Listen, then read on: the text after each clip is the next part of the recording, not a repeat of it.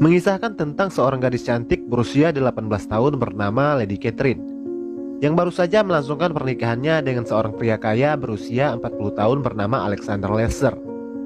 Setelah menikah, Catherine langsung diboyong ke kastil mewah milik sang mertua, seorang bangsawan pemilik tambang batubara bernama Boris Lester. Akankah Catherine hidup semawa bersama suaminya atau justru malah sebaliknya? Sebelum kita eksekusi alur cerita film asal Inggris berjudul Lady Macbeth ini, seperti biasa jangan lupa subscribe, like, dan komen. Kehidupan pernikahan Catherine tidaklah sesuai seperti apa yang dia impikan. Alih-alih hidup bahagia bak putri kerajaan, di rumah barunya itu, dia justru hidup layaknya tahanan penjara. Dengan aturan ketat yang dibuat oleh mertuanya yaitu Boris Lester. Boris memiliki sikap yang dingin dengan kedisiplinan yang sangat tinggi.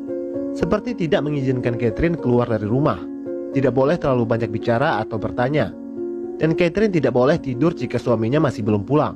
Sementara Alexander justru selalu pulang larut malam dengan kondisi mabuk berat. Sehari-hari Anna hanya berinteraksi dengan pembantu rumah itu, seorang wanita kulit hitam bernama Anna. Belakangan baru kita tahu bahwa Alexander tidak pernah mencintai Catherine. Dia menikahi Catherine karena dipaksa oleh ayahnya, agar Alexander segera bisa memiliki keturunan. Tapi bagaimana bisa memiliki keturunan? Pada malam pertama saja, Catherine sama sekali tidak disentuh oleh Alexander. Entah punya kelainan atau apa, Alexander hanya menyuruh Catherine menanggalkan semua pakaiannya. Setelah itu, Catherine disuruh menghadap ke dinding. Sementara dia memainkan burungnya dengan cara manual, yaitu dengan tangannya sendiri. Setelah selesai, dia langsung tidur. Begitu juga dengan malam-malam berikutnya. Catherine hanya disuruh menghadap ke dinding tanpa busana, sementara dia hanya bermain secara solo.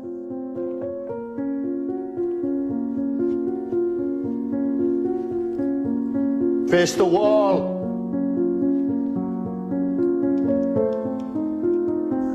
Catherine yang kebingungan dan tidak tahu harus bagaimana, hanya mengikuti saja apa yang diperintahkan oleh suaminya. Pada suatu hari Alexander mendadak harus pergi keluar kota karena ada ledakan pada salah satu tambang batubara mereka. Setelah Alexander pergi, Boris mewanti-wanti kepada Catherine agar tidak perlu keluar dari rumah dan tidak boleh melakukan apa-apa. Boris bilang, simpan saja tenagamu untuk melayani suamimu dengan baik saat dia pulang nanti.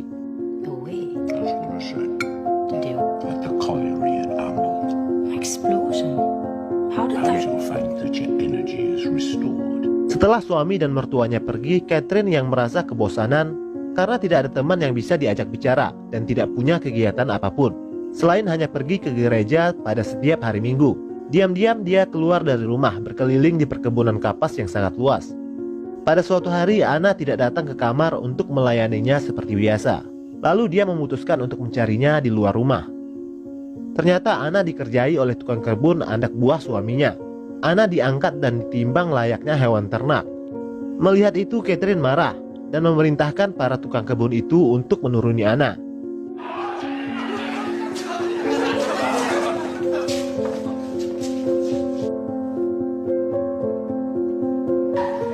Setelah Anna pergi, Catherine bertanya kepada salah satu tukang kebun itu, berapa kira-kira berat badannya. Si tukang kebun itu lalu mengangkatnya secara paksa untuk ditimbang. Catherine sangat terkejut dengan ketidaksopanan pria itu. Dia merasa tidak dihormati sebagai istri dari bosnya. Catherine terlihat kesal dan menyuruh para tukang kebun itu untuk kembali bekerja.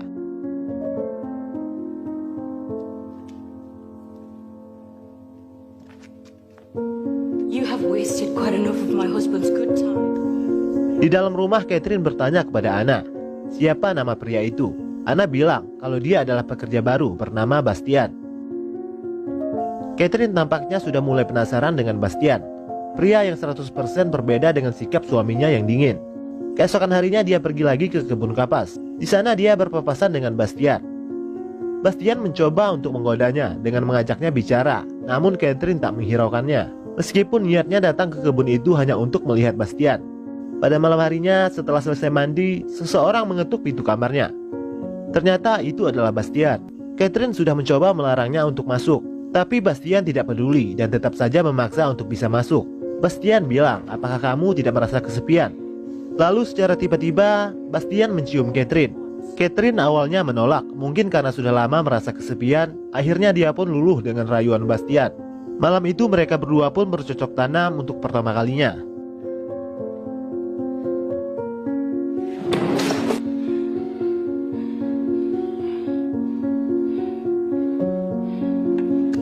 Keesokan paginya melihat Catherine tidur tanpa pakaian, Anna tampaknya sudah mulai curiga bahwa ada yang tidak beres. Catherine yang tadinya pemurung berubah menjadi ceria. Setiap hari secara diam-diam Catherine dan Bastian bermantap-mantap setiap ada kesempatan. Dia pun sudah jarang pergi ke gereja, hingga membuat seorang pastor kepercayaan keluarga Lester datang mengunjunginya untuk menanyakan hal itu. Rupanya diam-diam Anna memberitahu si pastor kalau Catherine menyelinap keluar rumah diam-diam tanpa sepengetahuan suaminya. Catherine tampak kesal dengan pengaduan Anna itu. Suatu hari Anna melihat Bastian menyelinap masuk ke kamar Catherine. Dari lubang pintu kamar, Anna menyaksikan sendiri mereka berdua sedang berhubungan intim. Saat sedang mencari jamur di hutan, Bastian menghampiri Anna. Anna seolah ingin mengingatkan Bastian akan hubungan terlarangnya dengan Catherine. Anna bilang, jika Tuan Boris tahu apa yang terjadi, ini bisa jadi masalah besar. Bastian justru balik bertanya, memang apa yang telah terjadi? Seolah mengancam Anna untuk tidak buka mulut. Anna tampak ketakutan dan memilih untuk diam. Tak lama kemudian Boris Lester pulang. Dia menanyakan kepada Catherine tentang kabar suaminya. Apakah dia sudah pulang? Tapi Catherine justru malah balik bertanya, bukankah kau yang menyembunyikan suamiku? Boris marah mendengar jawaban tidak sopan Catherine. Catherine sengaja menghabiskan minuman amer milik Boris, hingga Anna yang dapat getahnya. Sebagai balasan dari Catherine kepada Anna, karena dia telah mulai ikut campur akan hubungannya dengan Bastian. Boris mengira kalau Anna lah yang telah meminum semua amernya. Lalu Boris menghukum Anna dengan menyuruhnya merangkak seperti hewan.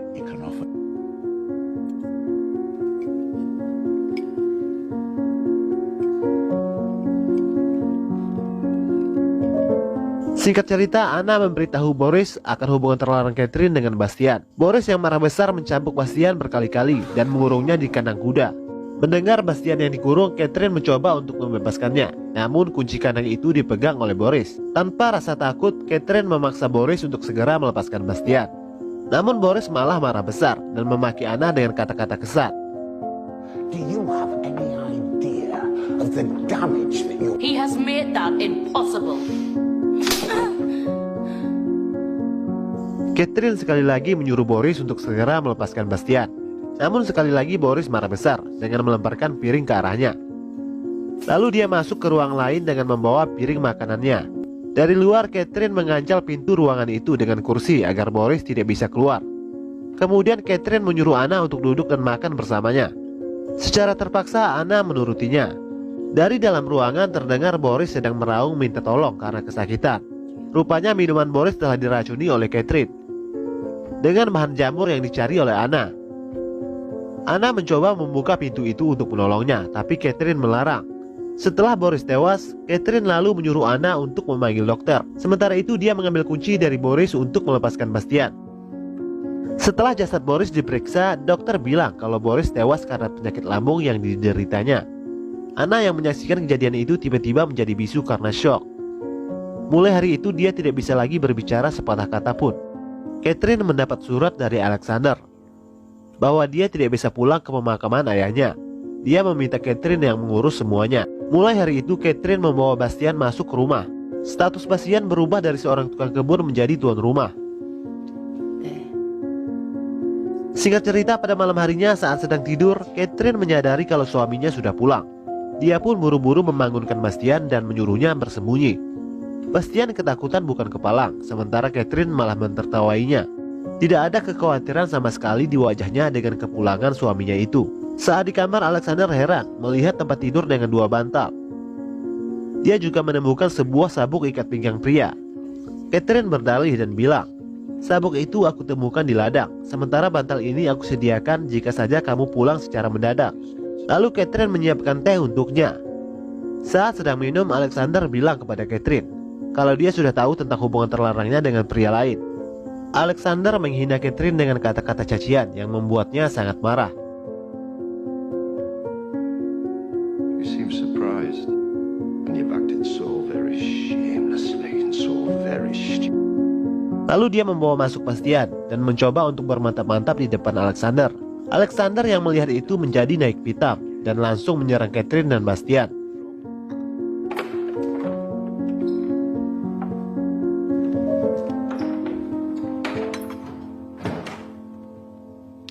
Setelah bergelut cukup lama, Alexander akhirnya tewas, dipukul oleh Catherine dengan besi berkali-kali. Bastian yang syok melihat itu ditenangkan oleh Catherine. Lalu jasad Alexander dikubur di hutan bersama dengan kudanya yang juga tewas ditembak oleh Catherine. Esok harinya mereka berperilaku seolah-olah tidak terjadi apa-apa. Singkat cerita, datanglah seorang perempuan berkulit hitam bernama Agnes, membawa seorang anak kecil bernama Teddy yang merupakan cucunya. Agnes memberitahu Catherine kalau Teddy adalah anak dari Alexander Lester, suaminya. Teddy adalah anak dari hubungan terlarangnya bersama anak Agnes yang telah meninggal. Agnes memegang surat dokumen yang sah yang dibuat oleh Alexander sendiri, yang menyatakan kalau Teddy adalah ahli waris yang sah. Teddy tampaknya mulai menyukai Catherine. Dia bilang kalau Catherine adalah gadis tercantik yang pernah dia temui. What is it? He says you're the prettiest lady he has ever seen. Secara terpaksa, Catherine menerima Agnes untuk tinggal bersamanya untuk menjaga Teddy sampai dia berusia 18 tahun. No, you'll be used to smaller spaces from your days in your tiny house. Catherine dan Bastian sudah mulai gelisah karena selama Teddy dan Agnes tinggal di rumah itu, mereka tidak lagi punya ruang untuk bermantap-mantap. Sementara itu, Catherine menyadari kalau dia tengah mengandung anak dari Bastian. Teddy sudah mulai dekat dengan Catherine. Catherine bahkan sering mengajaknya jalan-jalan di ladang. Pada suatu malam, Catherine datang menemui Bastian. Namun Bastian menyuruhnya untuk pergi. Kita tidak akan pernah bisa bersama lagi selama Teddy masih ada di rumah. Keesokan harinya, Teddy mengajak Catherine untuk bermain. Namun Catherine yang tengah tidak enak badan terpaksa menolaknya. Karena Teddy yang terus memaksa, Catherine jadi emosi dan secara tidak sengaja mendorongnya. Akibat dari itu, Teddy menangis kecewa. Lalu dia pun kabur dari rumah. Semua orang mencarinya kemana-mana, termasuk Bastian. Lalu scene memperlihatkan di mana Bastian menemukan Teddy yang sedang duduk di bebatuan air terjun.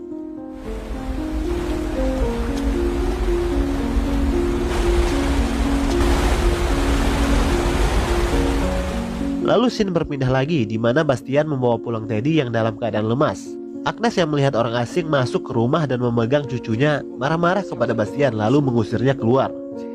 Melihat itu, Catherine tampaknya tidak suka melihat kekasihnya dibentak-bentak oleh Agnes. Dia pun pergi menyusul Bastian.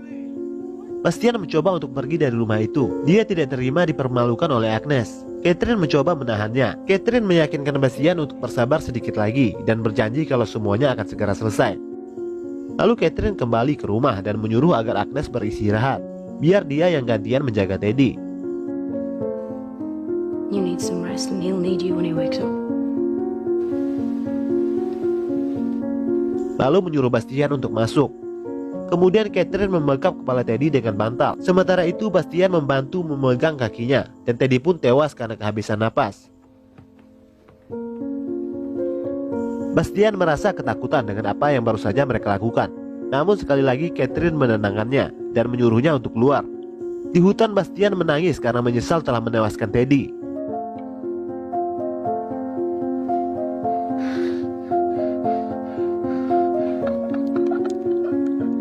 Di tempat lain, Catherine berdalih saat menjaga Teddy dia sempat tertidur 10 menit. Setelah bangun, dia menemukan Teddy sudah tidak bernapas lagi. Dokter bilang kalau ada bekas memar di muka Teddy. Kemungkinan seseorang telah dengan sengaja membekapnya.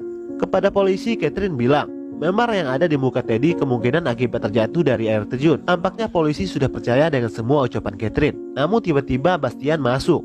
Dengan menangis karena menyesal, Bastian membuat pengakuan kepada polisi kalau Catherine lah yang telah menewaskan Teddy. Begitu juga dengan Boris dan Alexander, dan dia juga ikut membantunya. Bastian bilang kalau Catherine seperti penyakit yang menjalari tubuhnya. Aku selalu menuruti apapun yang dia mau. Mendengar itu, Catherine terlihat kecewa dengan Bastian.